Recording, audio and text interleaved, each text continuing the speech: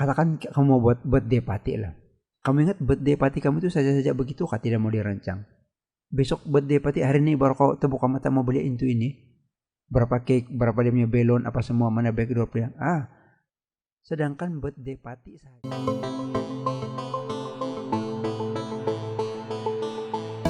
Halo guys, guys, kita berjumpa lagi dalam video pada kali ini guys. Nah guys, kemarin kita sudah cover 6.1 dan 6.2 kan? Masih ingat ya itu dalam video 601 itu. Oke, jadi dalam video kali ini kita akan sambung lagi untuk 6.3 yaitu perancangan. Oh ya, tapi sebelum itu ada yang mau sentuh sedikit pasal ini. Kan kemarin kita sudah belajar ini peringkat pengurusan, yaitu ada berapa? Ada 3. Atasan, bawahan, dan pertengahan. Atasan, pertengahan, bawahan. Dan kemudian jenis-jenis kemahiran pengurusan yang ada 5 itu. Konseptual lah. Oke, jadi begini. Yang 2 ini kan biasanya berkawan-kawan ini berkait rapat. Oke, macam mana cerita dia? Macam ini. Hubung kait kemahiran pengurusan. Oke, hubung kait di antara kemahiran pengurusan dan peringkat pengurusan. Oke, jadi peringkat ini dia ada 3 kan. Bawahan, pertengahan, atasan. Dan kemahiran pula ada 5. Konseptual, antara perorangan, teknikal, pengurusan masa dengan pembuatan keputusan. Ada yang kemarin tuh. Coba jalan sampai sini kemarin tuh. Oke, jadi hari ini saya mau terangkan apa kaitan di antara 2 ini. Yang peringkat dengan jenis. Oke. Jadi macam ini. Konseptual. Kan untuk konseptual saya bilang kemarin itu untuk yang dia macam ini untuk bermusyawarah, untuk menentukan halat uji syarikat. Dia macam berpikir di mana kita mau berlabur dalam 25 tahun atau 10 tahun akan datang. Itu siapa yang biasa buat? Itu orang atasan bos. Yang bos-bos lah maksud saya. Kan yang orang-orang itu orang-orang yang top level manajemen bah. Dia orang yang duduk dalam musyawarah mau bincang. Oh, di mana kita mau melabur ini, maksud dia berpandangan jauh bah. 10 tahun akan datang. Sebab itulah kalau kita tengok dia punya kepentingan sini, untuk atasan ini konseptual ini sangat-sangat penting.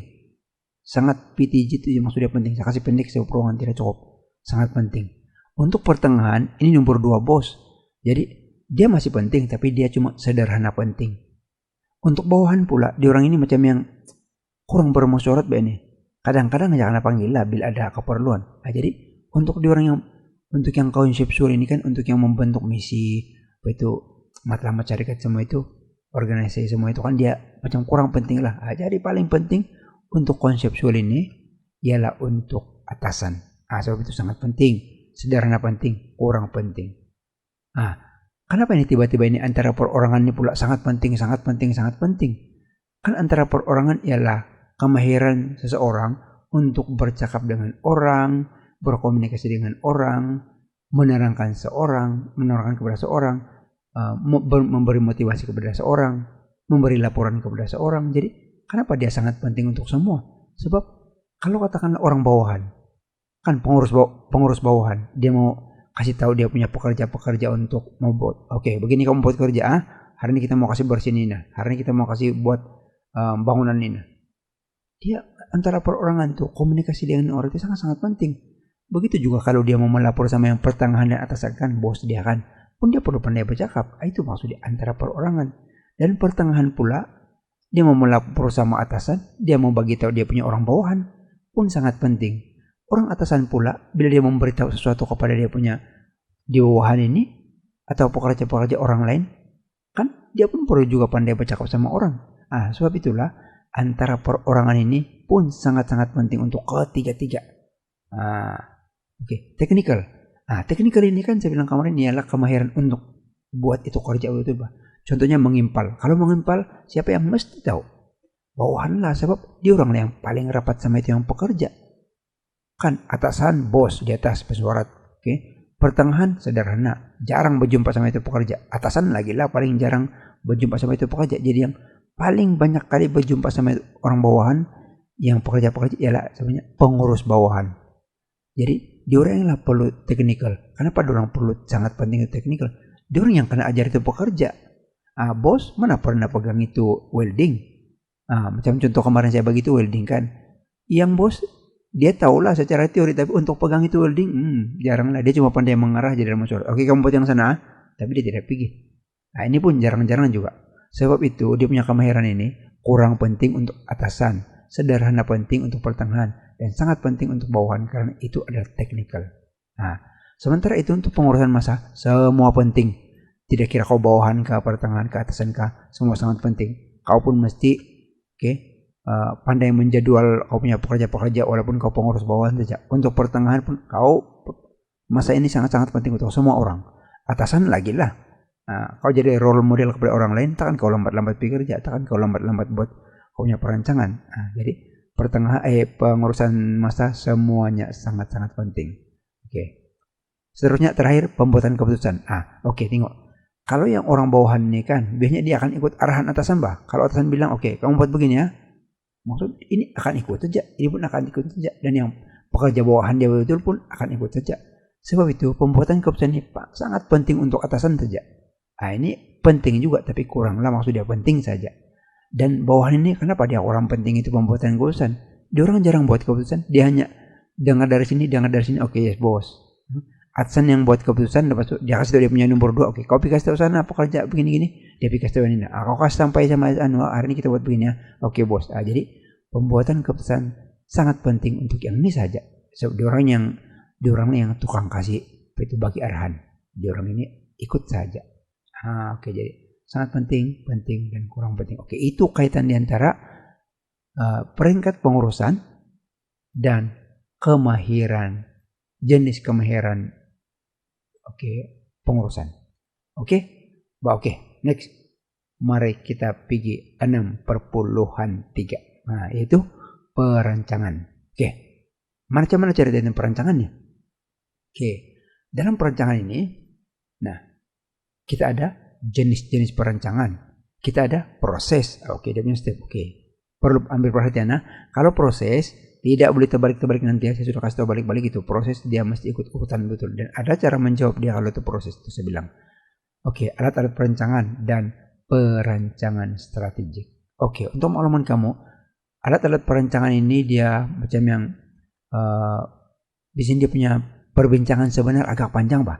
Jadi untuk hari ini saya cuma akan sentuh sedikit-sedikit dia punya alat-alat perancangan, dan setiap alat perancangan itu nanti saya akan buat video berasingan. Khas untuk ini saja. Jadi satu alat, satu video, satu alat, satu video nanti. Jom kita pergi tengok 6.3 itu. Mudah-mudahan ini jenis-jenis perancangan dia bilang sini. Sebelum kita pergi kepada jenis perancangan, kita tengok apa dengan perancangan. Saya bagi contoh sini. Katakan kamu mau buat birthday party lah. Kamu ingat birthday party kamu itu saja-saja begitu kah tidak mau dirancang? Besok birthday party hari ini baru kau terbuka mata mau beli itu ini. Berapa cake, berapa dia punya balon, apa semua, mana backdrop dia. Sedangkan birthday party saja, apalagi majlis yang besar-besar, apalagi perniagaan. Jadi menentukan hal itu juga kepentingan dia ialah kau rancang sudah saja. Birthday saya mau saya punya backdrop begini. Birthday saya mau cake dia begini, tema dia begini, warna dia begini. Kedudukan meja makan di mana, kedudukan tetamu di mana. Lebih-lebih lagi sekarang pakai SOP semua ini. Jadi kepentingan dia adalah menentukan hal tujuh perniagaan. Menentukan hal tujuh kau punya birthday itu. Di mana music, di mana tempat makan, saya bilang tadi itu. Apa menu dia? Menjelaskan sumber. Siapa yang akan masak? Siapa yang akan catering kalau mau catering untuk birthday kamu? Siapa yang akan bikin backdrop? Berapa belanja dia? Itu sumber-sumber dia itu. Berapa harga cake nanti? Berapa berat tuh cake? Pak desain. Mengukur prestasi. Kalau sudah coba-coba buat desain, kamu minta buat bikin banner kah? Huruf-huruf kah? Tengok. Kah tidak? Kalau tidak, ubah.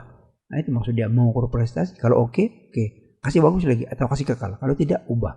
Kalau tidak berapa bagus ini backdrop saya tidak matching dia punya huruf, ubahlah, tukar warna. Sebab itu dirancangkan. Ingat, perancangan itu belum berlaku tahu. Majelis itu belum lagi berlaku, baru kau rancang. Sebab itu dia ada kepentingan. Garis panduan, panduan. Saya mau buat saya punya banner sebelah kiri. Meja tetamu yang penting orang kanan sebelah kanan. Macam itu. Dan tindakan pembaikan. Ada yang tidak berpengam, sanalah kau kasih bagus dulu. Itu ialah perancangan. Baru kau rancang. Ada masalah lagi untuk mau kasih ubah supaya bagus dia. Jenis perancangan ada 3. Mengikut jangka masa. Ternyata ini selalu keluar ini yang bagian jenis perancangan ini. Mengikut jangka masa, mengikut kegunaan, dan mengikut peringkat. Apa yang pertama itu? Mengikut jangka masa. Maksud dia kan jangka masa pendek. Ada yang kita rancangkan. Contohnya kita mau rancang. saya mau pergi mana besok kah? Oh, saya mau pergi sekolah. Hari 6 saya mau pergi mana? Itu jangka pendek. Contoh dalam kehidupan kita lah. Kalau sederhana, oke. Selepas saya habis ini tingkatan 6 saya mau pergi mana? Nah, itu sederhana. Oh, selepas saya dapat kerja, saya mau macam mana? Saya mau kawin. Nah, itu jangka panjang. Nah, jadi kalau jangka masa pendek dalam pernikahan ini, yang 1 tahun. Nah, ada dia punya ciri-ciri sini itu. Kalau yang jangka masa sederhana 1 hingga 3 tahun. Nah, dan dia punya ciri-ciri ada semua ini. Oke. Boleh baca dia punya notasi ini. Kemudian untuk yang ketiga, rancangan jangka masa panjang ini, ini sampai 5 tahun. Oke. Dan tengok siapa-siapa yang terlibat.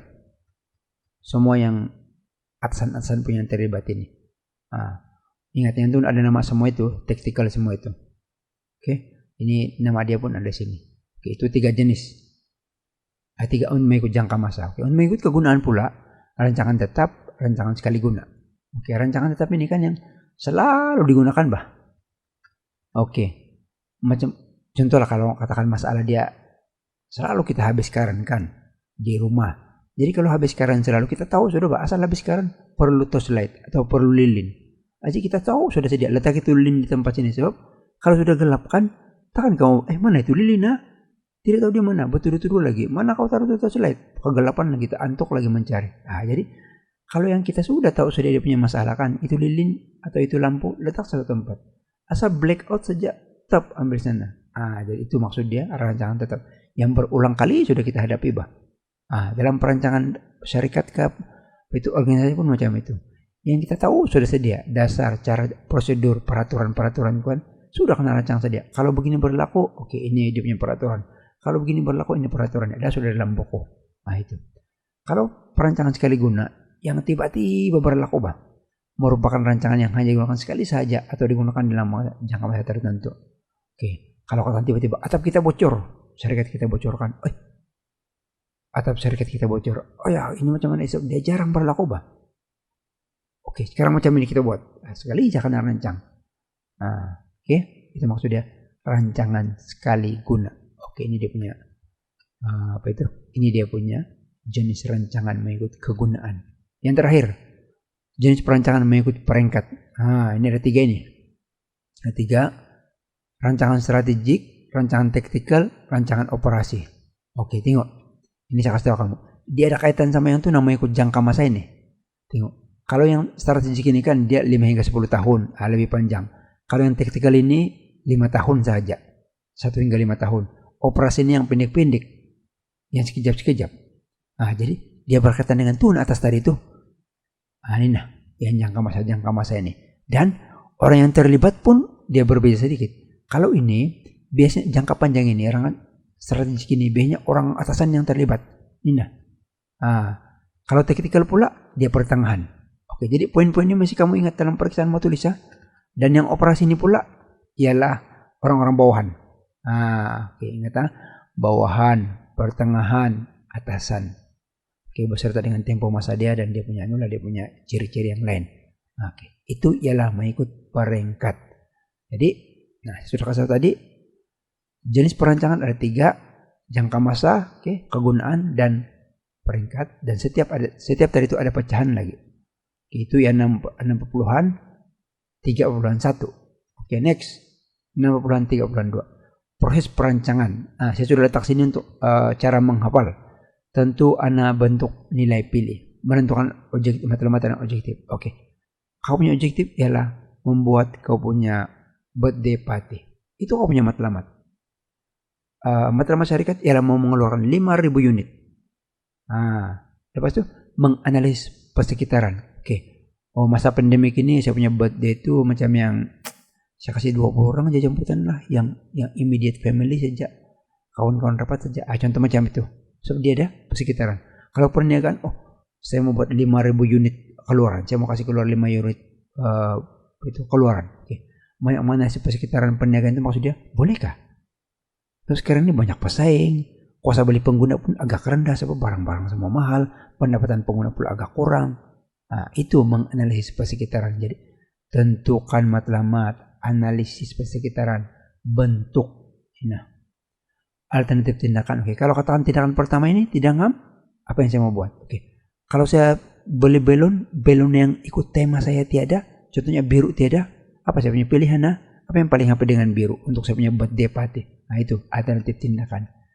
Mungkin saya mau pakai yang biru muda lah, atau yang warna hampir yang hijau-hijau sedikit dah.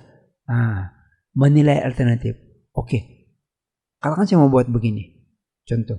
Tapi kalau katakanlah kan tadi ada alternatif. Kalau ada 2 alternatif, nilai mana satu yang paling oke. Kau nilailah. Saya mau buat pilihan ini kah atau pilihan ini? Mana yang bagus? Kalau ada 3, nilai semua 3. Last kali ialah pilih tindakan yang terbaik untuk dibuat. Begitu. Itu maksud dia memilih tindakan alternatif tindakan. Ingat ada 5 itu, dia punya proses tadi itu. Jangan terbalik-terbalik dia punya kendokan. Alat perancangan. Ini kali alat yang kedua terakhir lah kita membincang dalam video ini. Alat perancangan, pulang, gan, budget, laluan. Pulang modal, serta gan, budget, dan laluan genting. Saya sudah begitu tadi awal-awal video. Hari ini mungkin tidak sempat untuk saya bincang setiap satu ini sebab dia punya perbincangannya agak panjang ini untuk setiap satu. Jadi saya akan buat video berasingan khas untuk setiap satu yang ini. Kita ada 4 kan. Jadi 4 video khas untuk setiap satu yang ini. Hari ini saya cuma bagi tahu dia punya konsep dan gambaran secara keseluruhan saja apa ini alat-alat perancangan dia. Dan jadi pulang modal. Cerita dia macam ini. Untuk sebuah syarikat ini, untuk satu perniagaan ini, dia ada 2 yang paling penting terlibat, yaitu cost dengan hasil. Contoh dia lah. Kalau saya garis sini kan, mana saya punya pembaris ini. Kalau saya garis sini kan, dari sini saya kasih garis ini. Contoh kalau sebelum nilai 30 unit ini, 30.000 unit ini, katakan 25 lah di sini. Pada tahap keluaran 25.000 unit ini, kamu tengok dia punya cost yang merah ini lebih tinggi dari dia punya hasil. Hasil dia lebih rendah. Maksud dia kalau macam ini kan kita rugi tahu. So cost lebih tinggi daripada hasil. Sementara keluaran yang 40 unit pula ini hasil dia tinggi, tunah, dan cost dia pula rendah. Maksud dia kita untung. Jadi untuk titik pulang modal ini, unit 30.000 ini menunjukkan kita titik pulang modal, maksud dia tiada rugi, tiada untung. Kalau tiada rugi, tiada untung, kalau kita keluarkan lebih banyak dari 30.000 unit, maksudnya kita akan dapat untung. Contohnya di 40 ini, untung kita lebih kurang 5.000 ringgit lah. 110 dia punya jumlah hasil, 105.000 dia punya jumlah cost. Jadi saya simpulkan lagi. Analisis pulang modal ini sebenarnya kita mau tahu berapa titik pulang modal kita, yaitu dalam contoh ini 30, supaya kita tahu kita mesti keluarkan lebih tinggi daripada 30.000 unit supaya kita akan dapat untung. Kalau kita keluarkan kurang daripada 30.000 unit, kita masih rugi. Jadi apalah kaitannya dengan perancangan? Inilah tujuan kita untuk mau tahu berapa yang kita akan tidak rugi, tidak untung, supaya kita boleh rancang. Jadi kalau begitu saya mau rancang lah, saya mau kasih keluar lagi banyak begitu. Itu maksud dia. Dia digunakan sebagai alat perancangan. Jangan sekali-kali keluarkan kurang 30. Kita itu pun perancangan juga. Kalau kasih keluar kurang daripada 30, maka kita rugi. Jangan. Itulah sebab dia dipanggil alat perancangan. Membantu kita untuk mau kasih keluar. Begini keluaran saya. Begitu. Kita pergi yang kedua. Yang kedua ialah Gantt chart. Carta Gantt. Kenapa dipanggil Carta Gantt? Orang yang menemui dia ialah si Gantt. Ada nama dia itu panjang, tapi saya dengar sudah Gantt ini. Jadi dia kasih nama ini program, ikut dia punya nama. Jadi dipanggil Carta Gantt. Apa tujuan Carta Gantt ini? Dia menggambarkan perjalanan sesuatu project. Jadi macam mana kita melihat Carta Gantt ini? Begini. Katakan sekarang ini project itu sedang berada pada hari ke-5. Ini anak mana menunjukkan dia sedang berada pada hari ke-5 lah sejak dari dia mula. Jadi kalau kita lihat sini, itu itu telah dirancang sedia, akan mula dari minggu 1 sampai minggu 7 atau hari 7 dia akan siap. Oke, jadi kalau kita lihat sini yang hijau ini menunjukkan dia punya perjalanan sedang berjalan. Jadi kalau kita lihat, oh, activity A ini dia mengikut jadwal sebab dia dijangka mula pada hari pertama dan dia memang mula pada hari pertama. Dan sekarang baru hari kelima dia ikut jadwal. Maksudnya oke, ngam. Dia sedang berjalan pada hari kelima pada hari itu. Dia dijangka akan tamat pada hari ketujuh. Kita tengok B. B dijangka mula pada hari kedua. Oke, ngam. Dia memang mula pada hari kedua. Tapi dia terlewat 1 hari. Tengok. Hari ini di sini sudah. Tapi dia baru sampai di 4. Dan dia dijangka siapa pada hari 6. Kalau begini punya keadaan, dia dijangka tidak mengikut jadwal karena terlambat 1 hari. Nah, tengok ini terlambat 1 hari ini. Sepatutnya dia di sini sudah ini sekarang. Nah, kan, tapi dia masih lagi terkebelakang 1 hari. Nah, jadi ini perlu diambil perhatian oleh pengurus. Nah, inilah yang pengurus akan, oke, ayah ini tidak boleh lah, ini mau kasih laju sedikit. Nah, oke. Activity C pula dijangka berjalan pada hari keempat. Oleh karena sekarang hari kelima, tunjuk yang ini, nah, memang dia telah berjalan pada hari keempat. Dan wow, bagus. Dia telah mendahului jadwal. Hari ini baru hari kelima kan. Tapi dia sudah advance mau pergi hari 7 sudah. Oke, kalau yang C ini bagus. Oke, jadi dia akan cepat siapin yang C ini. Sebab baru hari kelima dia di sini sudah bah. Oke, begitu. Yang D pula belum lagi bermula. Dia dijangka akan bermula pada hari 6. Dan nanti dia start di sini. Harap-harap dia akan start lah. Kalau dia start nanti, oke, dia akan bertahan sampai hari ke-9. Oke, jadi inilah contoh chart Gantt. Jadi apa dia punya kepentingan untuk perancangan? Bila kita nampak keadaan begini kan, contohnya ini, oke, ngam ikut yang dirancang pada hari kelima. Oke, ini kasih kekal, good, bagus. Ini alat terlambat, kasih push dia, suruh itu buruh semua pergi bekerja sana, kasih tambah lagi dia punya sumber di sana. Begitu. Kalau ini, oh ini bagus, dia sedang apa itu on track. Kalau dia terlambat sedikit, kasih kurang sedikit, buruh sini pun kayak pergi tolong sini pun masih oke. Jadi inilah tujuan ini. Chart Gantt untuk melihat kita punya setakat mana sudah pelaksanaan dia, perancangan dia. Oke, ini chart Gantt menolong kita untuk merancang. Oke, seterusnya budget. Budget ini ialah rancangan keuangan. Dalam semester 1 kita ada belajar nih budget ini. Maksudnya ini budget ini ialah dia kasih sedia berapa yang kita terima. Oke, dan berapa yang kita bayar. Jadi kalau kita sudah tahu sedia, kita sudah rancang, oh bulan depan syarikat akan dijangka menerima sekian-sekian pendapatan. Itu penerimaan kan. Dan dia punya perbelanjaan pula sekian-sekian banyak pembayaran. Karena kasih tolak. Kalau dia bersih, maksud saya kalau dia positif, untung, maksud dia kasih terus dan kasih kekal lah.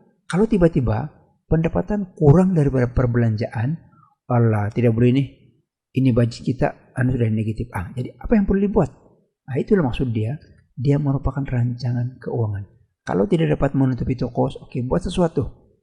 Nah ini kasih atur supaya ada tunai masuk. Itu maksud dia. Budget itu, dia ada budget tunai dengan budget modal lah. Jadi kedua-duanya untuk melihat sedia syarikat mampukah tidak, organisasi mampukah tidak untuk buat sesuatu untuk masa-masa seterusnya. Jadi belum lagi berlaku dia sudah nampak. Itulah rancangan keuangan. Oke. Yang terakhir ialah carta laluan genting. Oke, jadi critical path method. Ini adalah contoh untuk pengiraan CPM, critical path method atau laluan genting itu. Oke. CPM itu sebenarnya kita punya itu matlamat asal ialah mengira select. Oke, apa itu select? SLEC ya, select. Oke, select itu maksudnya ialah mana-mana laluan yang dia punya select kosong, maka laluan itu atau activity itu dipanggil critical. Maksudnya ialah dia tidak boleh tertangguh. Katakan ini dia punya nilai select ialah kosong. Nanti kita akan tunjukkan pengiraan lah.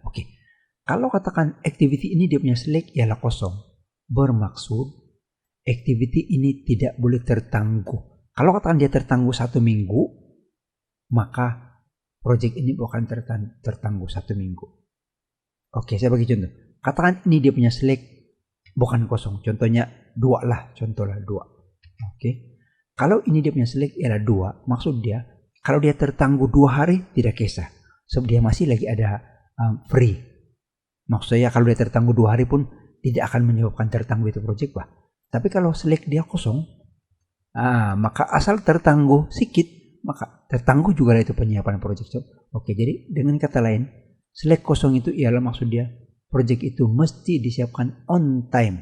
Activity itu mesti disiapkan on time. Oke, jadi CPM ini ialah mengira mana satu yang select dia kosong. Mana satu yang select dia kosong. Kalau kita tahu ini kosong, kalau ini kosong, jangan sekali-kali kasih tangguh. Ini select dia 4, ini oke. Kalau dia tertangguh 4 hari ke 4 minggu, contoh dia begitu pun tidak ada masalah. Ini select dia 3, contoh dia. Ini kalau tertangguh 3 hari pun, boleh lagi bernapas lah.